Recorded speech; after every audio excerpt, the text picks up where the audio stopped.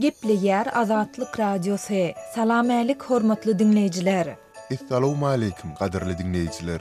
Şuun 2024-nji ýylyň 1-nji ýanwary, hepdäniň duşanbe güni. Täze ýylyňyz gutly bolsun. Täze ýyl size we maşgalaňyzda täze üstünlükleri getirsin. 2024-nji ýyl siziň iň gowy arzuwlaryňyzyň amala aşan ýyly bolsun. Indi bolsa Türkmenistan we halkara arenasy bilen bagly eýýän taryha giren 2023-nji ýylyň möhüm wakalaryna bagyşlanan syň programmamyza başlaýarys. Buňky programmamy Tehra we Merdan alparýar, azatlyň tolkunlaryndan aýrylmaň. Geçen ýylyň dowamında Türkmenistanda aýal gyýdylara garşy girdilen dürli çäklendiriji düzgünler diňe bir saklanyp galmak bilen çäklenmän, eýse olaryň gerimi hasam ýaýwanlandy. Kärdisimiz gözüliň taýýarlan giňişlen sinini bilelikde dinläliň. 2023-nji ýyl türkmen ýananlarynyň durmuşynda uly bir özgörüşlik getirmediken bolsa, olaryň köp ýüzbe-ýüz bolýan problemalarynyň käbir sebäplerine düşündürüş peýda boldy. Türkmenistanda ýananlaryň erkekler bilen deň hukuklary kanunda kepil geçilýär, emma iş ýüzünde ýananlaryň ençemeti öz haklaryndan peýdalanyp bilmeýär. 2023-nji ýylda häkimetler ýananlar üçin piýatkelçilik döredýän çäklendirmeleriň ýene bir näçesini girdi. Ýananlaryň awtolog sürmek hakyndan peýdalanmagynyň öňündäki bökdünçlükler soňky ýylyň dowamında saklanyp galdy we ýene ýaýwanlandy. Aýal gyýdylar sürüjülük mekdeplerine kabul edilmekde ýaş çäklendirmeleri bilen ýüzbe-ýüz boldy. Ýurdun kanunçylygy raýatlara gender tapawudyna garamazdan 18 ýaşda ulag dolandyrmaga ruhsat berýän kim bolsa, iş ýüzünde ýananlar bu kanundan ýylyň dowamında peýdalanyp bilmedi. Ýylyň başynda Içeri işler ministrliginiň ygtyýarly edaralary 40 ýaşyny doldurmadyk aýal gyýdylara sürüjülük şahadatnamasyny bermekden ýüze urup başlan bolsalar, bu ýaş çäklendirmesi ýylyň aýagyna goly ýene artdyryldy. Oktyabr aýynda sürüjülük şahadatnamasyny almaga hukuky bolan aýal gyýdylaryň ýaş çäklendirmesi 41 ýaşa ýetdi. Ozotanda Balkan vilayatyndaky sürüjülük okuw mektepleriniň biriniň resmiýetiniň Azatlyk radiosyna beren maglumatynda sürüjülük mekteplerine güzdäki okuw tapgyrynda ýaş ýananlary okuwa kabul etmezlik boýunça transport we içeri işler edaralarynyň tapşyryk berilendigini ma'lum etdi. Türkmenistanda sürüjülük mektepleri ýylyň dowamında 4 tapgyrda okuw türgünleşik kurslaryny guramalaşdyrýar. Ýaş çäklendirmesinden başga da sürüjülük şahadatnamasyna ýüz tutan aýal gyýdylardan talaplaryň ýene bir näçesi edildi. Ýanan durmuşa çykan bolmaly, edara kärhanalarda işleýän aýallardan işleýän ýerlerinden häsiýetnama hem talap edildi. Nowatdaky bu çäklendirmeler aýallaryň awtolog sürmeginiň öňüne uly böwet boldy. Balkandaky bir sürüjülük mektebiniň resmiýeti güzki okuw mövsümi bolan sentýabryň başynda şu ýyl ýekejede aýalyň okuwa kabul edilmänligini ma'lum etdi. Emma bu problema barada bir näçe ýyl türkmen resmiýetleri ýananlara sürüjülük şahadatnamasynyň berilmezligi meselesini ilkinji gedek agdadylar we ýananlara awtolog sürmäge dokument bermegiň ret edilmegi barada şu ýyl resmi düşündürüş berdiler. Noýabrda Birleşen Milletler Guramasynyň Jenewadaky universal döwürleýin synanyň 44-nji mejlisinde Türkmenistanyň Içeri işler ministrliginiň wekili Weliýew bu mesele barada hatawat berdi. Türkmen resmiýeti ýurtda ygtyýarnamasyz maşyn sürýän köp sanly aýalyň tapylandygyny howpsuzlygy üçin etmek üçin derine başlanyp şol döwürde aýallaryň ulag sürmek ukybynyň wagtlaýyn toktadylandygyny köpçüligiň öňünde aýtdy. As part of these measures, for a certain period of time, traffic police stop and carefully check female drivers. Bu çarelerin çägine yol polisiýasy belli wagt aralygyna ýananlar saklap, olarda sürüjülük şahadatnamasynyň we sürüjüde bolmaly beýleki serişdeleriň bardygyny ýa-da ýokdugyny serhesaplyk bilen barlady. Bu olaryň jynsyna garamazdan amal edildi. Şuň kun barlyk dol tamamlandy. Netijede ýanan sürüjüler ulaglary dolandyrýarlar. Today, checks have been fully completed, and accordingly, female drivers are driving. Şeride ýylyň dowamında aýal gyýdylaryň çäklendirmeleri we dürli kemsitmelere tezewar bolmagyna ýeterlik üns bermeýän türkmen häkimetleri ýananlaryň ahlagyna gözegçiligi dowam etdirdi. Mekteplerde gyýdy okuwçylarynyň ahlak terbiýetini maslahatlaşmak boýunça ýygnaklar ýylyň dowamında ýygy-ýygydan geçirildi. Bilim resmiýetleriniň kanun goraýjadararyň we enatalaryň gatnaşmagynda geçirilen şeýle ýygnaklaryň ýokarky klasslardaky gyýdy okuwçylaryň arasynda barha köp hata alınýan göwrellük hadisalarynyň bolmagy bilen düşündirildi. Häkimetler ahlak gözegçiliginiň güýçlendirilmegine ýokary klass okuwçy gyýlaryň arasynda göwrellük hadisalarynyň köpelýänligi, abort üçin lukmanlary ýüz tutýan gyýlaryň sanynyň hem artmagy bilen düşündirilýär. Şeýle-de şol ýygnaklarda kanun goraýjy daralaryň wekilleri soňky wagtlarda göwreli bolup özüniň göwreli bolanlygyny enatasyna aýtmagy gorkýan we öýüni terk edýän okuwçy gyýlaryň hem hasaba alynýanlygyny habar berdiler. Bellemeli ýeri Türkmenistanda abort etdirmek mümkinçiligi resmi taýdan ören çäklendirildi. Ýurtda göwreliligiň birinji hepdesinden soň eger bu enäniň ýa-da çaganyň saglygyna çynlyky hop awandyrmaýan bolsa abort etdirilmegini gadagan edýän kanun güýje girdi. Şeýle-de bolsa abort etdirmek mümkinçiligi köplenç pula bagly boldy. Korrupsiýanyň giň ýaýran ýurdunda resmi gadançylyklardan geçmek üçin adamlar para berip çykalga gözleýärler. Bu tejribeler şu ýyl hem dowam etdirildi. Galybersede ýurtda aýal gyýlaryň problemalary diňe bir gadagançylyk we gözegçilik bilen çäklenmedi. Maşgala zorlugy aýal gyýlaryň öz maşgalalarynda we öz ýakynlary tarapyndan duçar bolýan gysyş meselesine ne häkimetleri ne de jemgyýet tarapyndan şu ýyl hem ähmiýet berildi. Aýal gyýlaryň maşgala zorlugyna sebäp bolmagy problemasy dürli ýurtlarda agyrlygyna galýar. Beýleki ýurtlarda soňky ýylyň dowamında bu problema üns epeslerdi. Käbir ýurtlarda meselem Italiýada maşgala zorlugynyň öňüni almak boýunça kanun kabul edildi. Türkmenistanda bu mesele düýpden gozgalmady.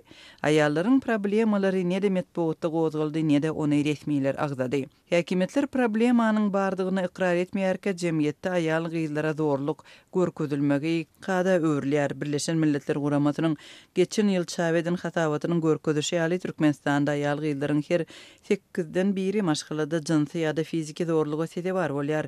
Şeýle-de bolsa zenanlaryň ýarty muny adaty ýagdaý hasaplaýar. Şol bir wagtda problemanyň çözgüdi onun bardygyny boyun almakdan başlanýar. Zenanlaryň hukuklary meselesini öwrenýän Saglyk Org neşriniň we Progress fondunyň ýolbaşçysy Aýna Batýaýlymowa ýagdaýyň üýtgäp başlamak üçin hökümetiň we jemgyýetiň ähmiýet berip meseleni ara almagynyň zerurlygyny Azatlyk radiosu bilen söhbetdeşlikde belledi. Jemgyýet bilen hökümet idaralaryň hökümetiň arasyndan gatnaşyk açylmaly. Şu wagt gynansak da gatnaşyk ýapyk. Bu mesele barada ejir çekýän jemgyýet, zulüm mesele bar bolýan gyýlar, aýallar gitmäne ýerleri gaty az. Türkmen jemgyýetinde olar öz şikayetlerini hiçme getirip bilen oklar.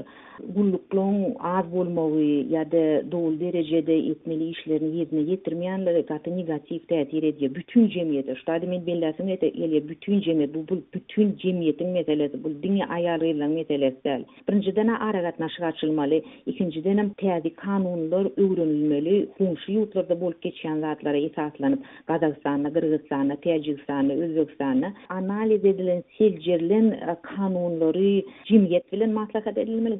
Man jemgyýet bilen jemgyýetde kim pidalan özleri, ikinciden maşgalalar, lukmanlar, polisiýa we başga taraplar ählisi maslahatlaşyp şuňaly prosesleň üstü bilen gatnaşyk prosesi, maslahatlaşma prosesiniň üstü bilen täze kanunçylygy ýigip başlamaly. Türkmenistanda häkimetleriň aýal gyýlara gözegçiligi Serdar Berdimuhammedow döwlet başyna geçenden soňra güýçlendi. Ýaşy 40-dan geçen prezidentiň döwlet başyna geçen wadyna häkimetleriň zenanlaryň görküne we özüni alyp barşyna üns artdy. Odalky ýyl gözellik salonlary we aýallaryň özlerine serenjam bermek amallary tasbütinliğin gadagan edilen bolsa 2023-nji ýylda şeýle çäklendirmeler biraz gowşady.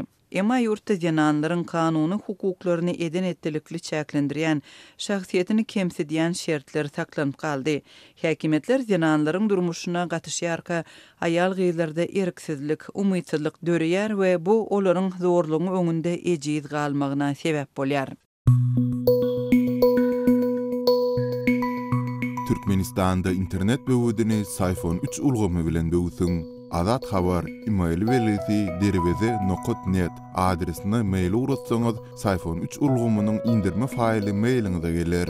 Onu akıllı telefonuňyza ýüklenigizden soňra petiklenen Sultanda Azatlyk radiosynyň web saýtyna bökdüňsiz we hupsuz ýagdaýda girip bilersiňiz. Egerde iPhone 3 bada watt interneti birikmese, tilsimi uçurman biraz wagt garaşmaňyzy maslahat berýäris. iPhone 3'ün indirme failini almak üçin Azat Habar e-mail belgisi derweze.net adresine isilendik mazmunny mail uğradym. Geçen 2023-nji ýylyň dowamında Türkmenistanyň özüniň esasy girdiji çeşmesi bolan TV gaz eksport uğurlaryny giňeltmek tagallalaryny ileri tutandygyna saýat bolduk. Kärdeşimiz maksadyň taýýarlan syny bilen tanyş bolaryn. Türkmenistan 2023-nji ýylyň dowamyny energetika pudawyny halkara hyzmatdaşlygyny, TV gazyň eksport uğurlaryny giňeltmegi we metan zyňyndylaryny azaltmak tagallalaryny ileri tutdy. Türkmenistanyň hökümeti geçip barýan ýylyň dowamyny Hytaý ugru boýunça TV gaz eksportlarynyň ýokury depkini saklap galdy. Iki ýurduň arasyna geçirji taslamalarynyň kuwatyny giňeltmek meýilnamalaryny durmuşa geçirmäge umtyldy. Döwlet ýol başçylary ýylyň dowamyna hazır ösü gaz geçirji taslamasy arkaly Türkmen gazyny Ýewropa bazarlaryna iýermek mümkinçiliklerini tutan ýerli gün tertibine getirdi. Türkmenistan ýylyň dowamyna Iranyň üstü bilen swap ulalaşygy esasyny eksport uğurlaryny giňeltdi. Türkmenistan, Awganistan, Pakistan, Hindistan gaz geçirji taslamasy boýunça hem tagallalar dowam ettirildi. Türkmenistan goňşy Özbegistany we Azerbaýjana satýan TV gazynyň möçberlerini artdyrdy. Türkmen hökümetiniň öňünden gelýän energetika hyzmatdaşy bolan Russiýa ýylyň dowamyna Türkmenistany özüniň öňe sürýän gaz birleşiginiň içine çekmäge tinişdi. Wakalaryň chronologiýasyna seraylasak Türkmenistanyň prezident Serdar Berdimuhammedow ýylyň ilkinji hepdesinde 5-6 ýanwarda döwlet sapary bilen Hytaýa bardy. Türkmen medeniýetine görä bu saparyň dowamyna taraplar 15 töwere özara hyzmatdaşlyk resmi namalaryna, şol sany energetika pudawyny hyzmatdaşlyk boýunça düşünişmek ähdnamasyna gol çekdiler. Finçiler bu saparyň dowamyna Merkez Aziýa Hytaý gaz geçirjisiniň 4-nji şahasynyň gurulşynyň ara alınıp maslahatlaşmagyna garaşanna bolsalar, bu babatda anyk netijeler iki ýurduň medeniýetine agdalmady. Hytaýyň baş gümrük gullugyna görä Hytaý 2020-nji ýylyň ýanwar-dekabr aýlary aralygyna Türkmenistandan 10 milliard 250 milyon dollar möçberini TV gaz satyn alypdyr. Bu görkez 2021-nji ýylyň degişli döwür bilen deňeşdirileni iki ýurduň arasyna gaz sowdasynyň 51 göterim ýokurlanyny görkezdi. Türkmen prezidenti 18-19 maýda Merkez Aziýa Hytaý sammitine gatnaşmak üçin ýylyň dowamyny ikinji gezek Pekine amala aşyran saparynyň dowamyna Hytaý ugru boýunça täze gaz geçirji taslamalarynyň amala aşyrylmagyny teklip etdi. Türkmen hökümeti Türkmenistan Hytaý gaz geçirji taslamasynyň 4-nji bölüginiň gurulşyny dowam etdirmek bilen häzirki wagtda ýyllyk kuwat 55 milliard kub metr gaz geçirmäge ukyply bolan Merkez Aziýa Hytaý gaz geçirjisiniň kuwatyny 85 milliard kub metreçeni ýokurlandyrmagy teklip edýär. Russiýa hem Ukrainada dowam etdirýän uruşy bilen baglykda halkara sanksiýalara sebäpkar bolup Hytaý ugru boýunça TV gaz eksportlaryny artdyrmagy nazarlaýan mahaly Reuters habar agentligi 24-nji maýda Hytaýyň neft gaz resmiýetlerine salgylanyp Hytaýyň täze gaz geçirji taslamalar babatyna Türkmenistany Russiýadan ileri tutýanyny habar berdi. Hytaý 2009-njy ýyldan bäri Türkmen gazyny satyn alýar. Hytaýyň CNPC milli korporasiýasy Türkmenistanyň iň iri gaz ýataklary bolan bagtyýarlyk we galkynyş gaz känlerini TV gaz işläp çykarýar. Türkmen prezidentiniň Pekine amala aşyran saparynyň bir aýdan gowrak wagt soňra Russiýanyň Gazprom kompaniýasynyň başlygy Aleksey Miller 15-nji fevralda Aşgabatda sapar edip Türkmen ýolbaşçy bilen taraplaryň arasynaky TV gaz hyzmatdaşlygynyň ugurlaryny ara alyp maslahatlaşdy. Bu duşuklaryň jekmejeklige jemgyýetçiligi aýan edilmedi. Ýöne rus dilli media serişdelerine peýda bolan habarlarda bu duşuklarda hazır üssü gaz geçirji taslamasynyň öňüniň petiklenilýänliginiň aýdylanlygy habar berildi. Russiýa 2009-njy ýyla çenli Türkmenistanyň iň esasy gaz müşterisi bolupdy. Moskwa 2016-njy ýylda Aşgabatdan gaz satyn almagy besetdi. Iki ýurduň arasyna gaz sowdasy 2019-njy ýylda öňki ýyllar bilen deňeşdirilene has ujuýupsyz möçberlerde gaýtadan dikeldildi. Bu ulalaşygyň möhletiniň 2024-nji ýylyň 30-njy iýunyna tamamlanmagyna garaşlýar. Türkmenistan 2022-nji ýylyň dowamynda Russiýa Federatsiýasyna 5 milliard kub metr çemes TV gaz eksport etdi. Russiýanyň daşary işler ministrliginiň bir resmisi awgust aýyny Russiýanyň Gazagystan we Özbegistan bilen birlikde üç taraplaryň gaz birleşigini döretmegi gödeňini tutýanlygyny we muňa beýleki döwletleriň hem gyzyklama bildirýänligini aýtdy. Bu beýanatyň ýa Türkmen gaz döwlet konserni bu meselede Türkmenistanyň hem bähbitleriniň bardygyny aýdyp üç taraplaryň gaz birleşigi babatyna aýdyňlyk talap etdi. Rus media serişdeleri Miller'ın fevralda Aşgabatda malaşyran saparynyň dowamyna Türkmenistany Russiýa we Iran tarapyndan dörediljektigi aýdylýan TV gaz eksport edýän ýurtlaryň halkara guramasyna goşulmagyň teklip edilendigini habar berdiler. TV gaz eksport edýän ýurtlaryň halkara merkeziniň döredilmegi barasyna teklip iýun aýyna Iranyň Neft ministri Javad Owji tarapyndan hem öňe sürildi. Ol Iranyň Russiýanyň Kataryň we Türkmenistanyň gatnaşmagyny gaz merkeziniň döredilmeginiň meýilleşdirilýändigini aýtdy. Türkmenistanyň hökümeti bu teklipler boýunça özüniň resmi pozisiýasyny beýan etmedi. Türkmenistan 2023-nji ýylyň dowamyna goňşy Iran Islam Respublikasy bilen energetika pudugyna hyzmatdaşlygynyň gerimini giňeltdi. Iran türkmen gazyny islenlik ugur boýunça öz üstünden geçirip bermäge taýýardygyny ma'lum etdi. Iranyň gaz inženerçiligi we ötüş kompaniýasynyň direktory Reza Nowshady 15-nji fevralda Aşgabatda jurnalistleriň öňüne eden çykyşyna Tehranyň türkmen we rus gazyny islenlik ugur boýunça öz üstünden geçirip bermäge taýýardygyny aýtdy. Aradan bir näçe ay geçenden soňra bu teklibiň aňyrsyna ýeten käbir mümkinçilikleriň jekme-jekligi jemgyýetçiligi aýan boldy. Irak Iranyň üstü bilen swap bulalaşygy esasyna Türkmenistanyň TV gaz import edýänligini oglan etdi. Irak resmileri oktýabryň başyna türkmen resmileri bilen Bagdatda duşuşyp ýylda 10 milliard kub metre guly türkmen gazyny satyn almak barada şertnama baglaşdy. Türkmenistan Iranyň üstü bilen swap bulalaşygy esasyna Azerbaýjany berýän gazynyň hem möçberlerini artdyrdy. Iran 1990-njy ýylyň ahyrlaryndan 2018-nji ýylyň ýanwaryna çenli türkmen gazyny import edýärdi. Ýönetilýän dawasy sebäpli iki ýurduň arasyna gaz sowdasyna ara kesme berildi. Iranyň Neft ministrligi 2013-nji ýylyň iýun aýynyň 2-nji günlerine Tehranyň TV gazyny tölegleri boýunça 2 milliard dollar möçberine bergisini Aşgabatda dolu töleýänligini ma'lum etdi. Bu bildirişiň öňe sürýäsine Türkmenistanyň halk maslahatynyň başlygy Gurbanuly Muhammedow maýa aýynyň ahyryna iki ýurduň arasyna kösnaşykly gatnaşyklaryň alamaty hökmüni maşgalasy bilen Tehrana iş saparyny amala aşyrdy. Türkmenistan 2023-nji ýylda Hazar üstü gaz geçirji tasamasyny durmuşa geçirmek boýunça tagallalaryny güýçlendirdi. Türkmenistanyň hökümeti onlarça ýyllardan bäri Hazar deňiziniň astynan çekilmegi gödeňine tutulýan gaz geçirji tasamasy arkaly türkmen gazynyň Ýewropa ýurtlaryna iýerilmegini üntü çekip gelýär. 2018-nji ýylyň awgustynda Hazar ýaka döwletleri tarapyndan Hazaryň hukuk durumy boýunça halkara konwensiýanyň kabul edilmegi bilen bu tasamanyň durmuşa geçirmegine päsgelçilik berýän meseleleriň agramly bölegi aradan aýryldy. Russiýanyň Ukrainada dowam etdirýän uruşynyň arasyna Ýewropa Birleşigi özüniň Rus importlaryny çäklendirip energetika importlaryny diversifikasiýalaşdyrmagyň uğruna çykdy. Şeýle çäreleriň arasyna türkmen gazynyň Ýewropa ýurtlaryna eksport edilmegi babatyna täze pursatlar döredi. Wengriýanyň premier ministri Viktor Orbanyň ýol başlygyna Wenger wekiliýetiniň 2023-nji ýylyň 8-9-njy iýunyna Aşgabatda amalaşyran saparynyň dowamyna türkmen Wenger wekiliýetleri beýleki uğurlar bilen bir hatarda energetika pudugyna hyzmatdaşlygyň mümkinçiliklerini ara alyp maslahatlaşdy. Türkmenistan we Wengriýa bu uğurda syýasy ulalaşyklara gol çekdi. Ýöne tassamanyň maliýe ykdysat taraplary we mümkinçilikleri henüz de gümürtük galýar. Türkmenistanyň daşary işler ministrligi 24-nji iýulda köpçüliklerini habar berişleri işler üçin maglumat çap edip ýeni bir gezek Hazar üstü tassamasynyň durmuşa geçirilmegine içkiň gyzyklanma beýan etdi we bu uğurda hiç ýyly syýasy ykdysady we maliýe päsgelçilikleriniň ýokdugyny aýtdy. Hazar üstü gaz geçirji tassamasynyň gün tertibine getirilmeginiň arasyna Türkmenistanyň Ýewropa Birleşigindäki ilçisi Sapar Pelwanow 2023-nji ýylyň dowamyna Türkmenistanyň prezident Serdar Berdimuhammedowyň Brüssele sapar etmeginiň meýilleşdirilýänini aýtdy. Ýöne guramalaşdyrylýan bu sapar ýylyň dowamyna amala aşmady. Finçiler Ýewropa Birleşiginiň gazalyp alynýan energetika serişdeleri boýunça iri tassamalary maliýeleşdirmegi ileri tutmaýanlyklaryny aýdyp bu tassamanyň töweregindäki maliýe meselelerini üntü çekýärler. Hazar üstü gaz geçirji tassamasy amala aşyrylan ýagdaýynda türkmen gazy Azerbaýjanyň we Türkiýanyň üstü bilen Ýewropa ýurtlaryna iýerler.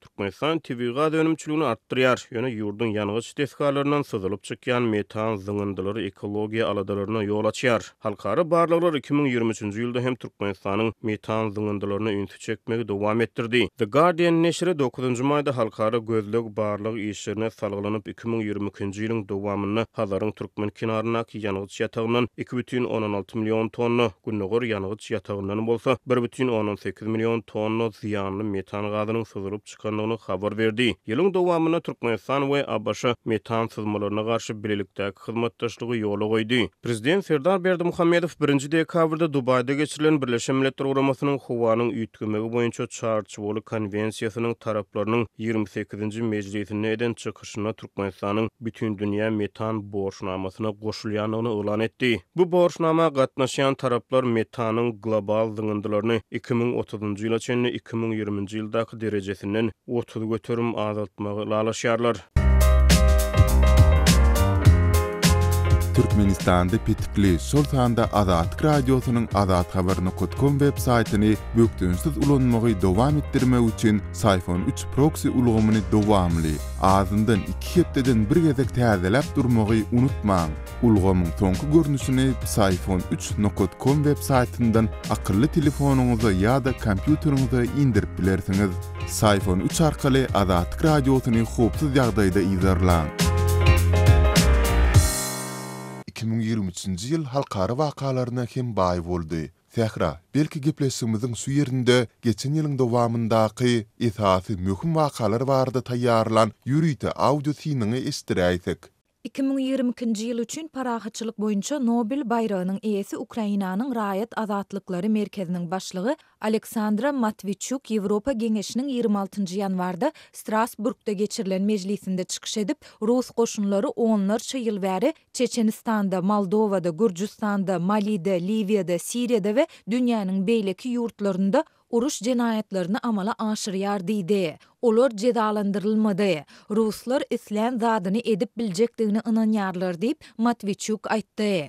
For decades, Russian troops have been committing war crimes in Chechnya, in Moldova. Ukrainanyň prezidenti Volodymyr Zelenski 8-nji fevralda Londonyň Westminster zalynda eden çykyşynda köni erwetlik ýeňilenden soň täzesi başyny galdyrjak bolýar. Yamanlygyň ýene bir gezek çökjekdigini duýýarsyňyzmy? Häzir siziň gözüňizde görüp bilýärin. Biz hem edil siziň ýaly pikir edýäris. Biz azatlygyň ýeňjekdigini bilýäris. Biz Russiýanyň ýeňiljekdigini bilýäris diýdi.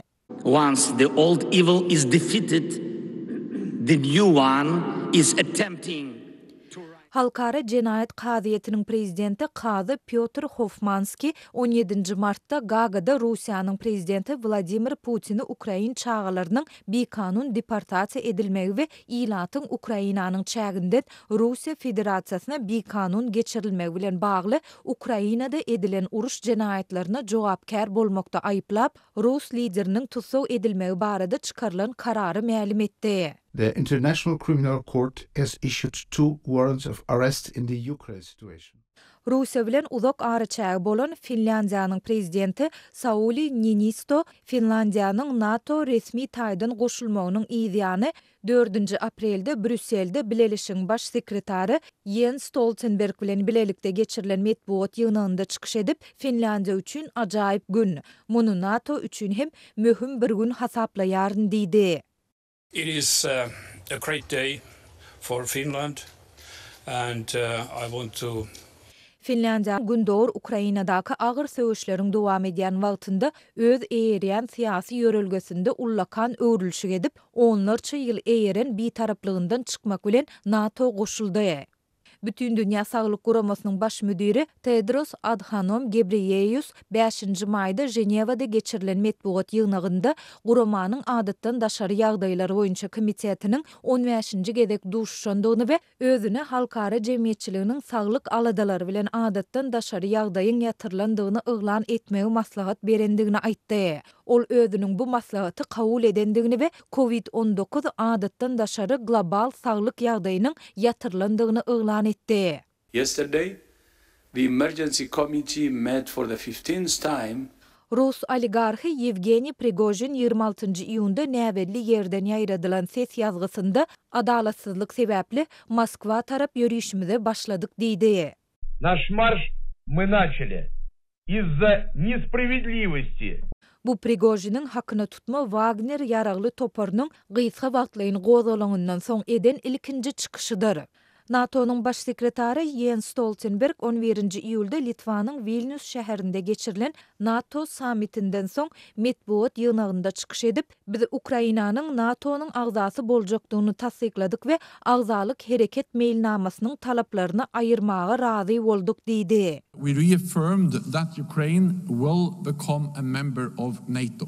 Russiýanyň prezidenti Vladimir Putin 24 awgustda Moskwada Wagner toporunyň esaslandyrjysy Yevgeniy Prigozhini alyp barýanda öýdülen uçoruň helakçyligi uçuramagy barada çykyş edip, hakykatdanam ol bar bolsa we deslapky maglumatlar Wagneryň hakyna tutma toporunyň işgärleriniň bardygyny görkezýär diýdi. Что касается этой авиационной катастрофы, то прежде всего хочу Bu adamlaryň Ukrainadaky neonatsis rejimine garşy görüşmek baradaky umumy işimize möhüm goşondygyny belläsim gelýär. Muny ýadymyzda saklaýarys, bilýäris we ýatdan çykarmarys diýip Putin belledi. Azerbaýjanyň prezidenti Ilham Aliyev Türkiýanyň prezidenti Recep Tayyip Erdoğan bilen 25 sentýabrda Azerbaýjanyň Naxçıvan şäherinde geçirilen medbuat ýygnagynda çykyş edip, 24 saatyň içinde kabul edilen terrorçylyga garşy çäreleriň netijesinde Azerbaýjanyň çäginde bekanun mesken tutan Ermeni goşuny boyun egdirildi diýdi. 5 gün evvel biz suverenliğimizi tam temin ettik, berpa ettik. Israil'in premier ministri Benjamin Netanyahu 7 oktyabrda Tel Aviv'de geçirilen milli howpsuzlyk ýygnagynda çykyş etdi. Birleşen Ştatlar we Ýewropa Bileşigi tarapyndan terror guramasy hasaplanýan Hamasyň 7 oktyabrda ýerden eden hüjümünde 1200-den gowrak Israilli şol sanda 40 bäwek öldürilip, 240 sany parahat ýaşaýjy Gaza alınıp gaçylandan soň geçirilen medbuat ýygnagynda Netanyahu bolup geçen wakalary uruş diýip atlandyrdy. Biz harby operasiýa dälde uruş ýagdaýynda Hamas Israil döwletine we onuň raýatlaryna ganly we garaşylmadyk hüjüm etdi. Men ozaly Israiliň ýaşaýyş ýerleriniň ol ýere giren terrorçylardan arasalanmagyny buyurdum we ätýaşdaky eskerleriň giň gerimli mobilizlenmegi barada görkezme berdim diýip Netanyahu aýtdy. מהבוקר מדינת ישראל נמצאת במלחמה. היעד הראשון שלנו Ýewropa Komissiýasynyň prezidenti Ursula von der Leyen 8 noýabrda Brüsselde geçirilen medbuat ýygnagynda çykyş edip, bugün taryhy gün, sebäbi şu gün Ýewropa Geňeşi Ukraina we Moldova bilen bileşige goşulmak gepleşiklerini açmagy maslahat berdi diýdi. Today is a historic day because today the Commission recommends Polşanyň täze premier ministri Donald Tusk 12 dekabrda Warşawada ýurdun mejlisinde polyak kanun çykarjylaryna ýüzlenip, biz Ukraina barada gaty we berk we bir ses bilen gürlemelidiriz. Dinläň, bu bizi hem birleşdirmeli mesele. Sebäbi şu gün prezident Zelenskiýiň oýunyň hakykatdanam nämedigini dünýä ynandyrjak bolýandygyny görýäris diýdi. Musimy mówić głośno i stanowczo i też jednym głosem. Ol uruş Russiýanyň Ukraina garşy hüjümi biziň hemmämide garşy hüjüm hem diýdi. Azatlyk Radiosu YouTube'da. Azatlyk Radiosunyň YouTube sahypasy Türkmenistandan, halk içinden habarçylarymyz we okuwçylarymyz tarapyndan iýerilen video ýazgylar arkaly resmi medbuatda beýan edilmeýän halk durmuşynyň öz boluşly bir çeşmet hökmünde döredildi. Biziň sahypamyzy YouTube'un gözleg bölümine Azatlyk Radiosu, Azat Habar, Azatlyk Online, Azatlyk TV sözlerini ýazyp tapyp bilersiňiz. YouTube'da Azatlyk Radiosyna tomoşaçy bolmagy, goldowçy bolmagy hemmeleri çagyrýarys. Hormatly dinleýijiler, şunuň bilen 2023-nji ýylyň jemlerine bagşlanyp geçirilen ýürüýti täzir gepleşigimiziň wagty soňuna golaýlady.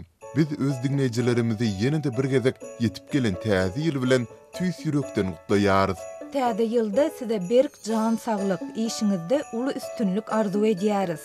Programmany men Merdan we kärdeşim Tehra alyp bardy. Ýene-de efirde duşuşýançak hoş sag bolun. Saglykda görüşelim.